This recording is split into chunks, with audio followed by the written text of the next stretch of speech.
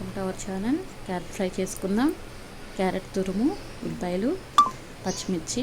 Stove on చేసి బాండీ పెట్టేశానండి. ఆయిల్ కూడా హీట్ అయింది.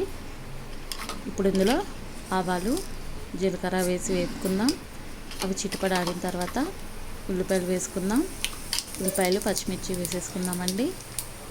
ఈ క్యారెట్ ఫ్రై పిల్లలు చిన్న చిన్న ముక్కలు కోసినా సరే ముక్కలు వాటికి వేరి పక్కన పెట్టేస్తారండి, తినరు. అందుకని చెప్పేసి నేను ఇలా క్యారెట్ తురిమి చేస్తున్నాను. అందులో కొంచెం ఉప్పు, పసుపు వేసి క్యారెట్ని బాగా కలుపుతున్నాము.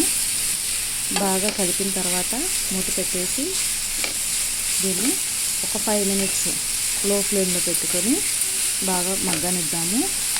లో ఫ్లేమ్లోనే పెట్టుకోండి, హై ఫ్లేమ్లో పెట్టద్దండి, ఎందుకంటే మాడిపోతుంది క్యారెట్ అనేది. మూత పెట్టేసి సిమ్లో పెట్టుకొని మగ్గనిద్దామండి. బాగా చూడండి, మగ్గిపోయింది.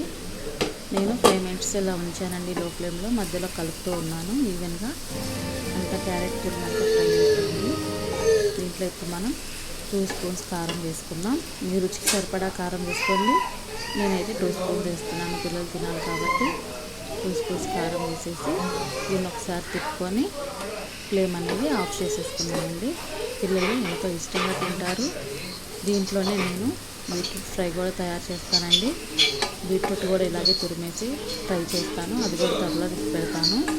చూడండి, సిద్ధమైపోయింది మన క్యారెట్ ఫ్రై అనేది. లైక్ చేయండి, షేర్ చేయండి, సబ్స్క్రైబ్ చేసుకోండి. Thank you all. వెల్కమ్.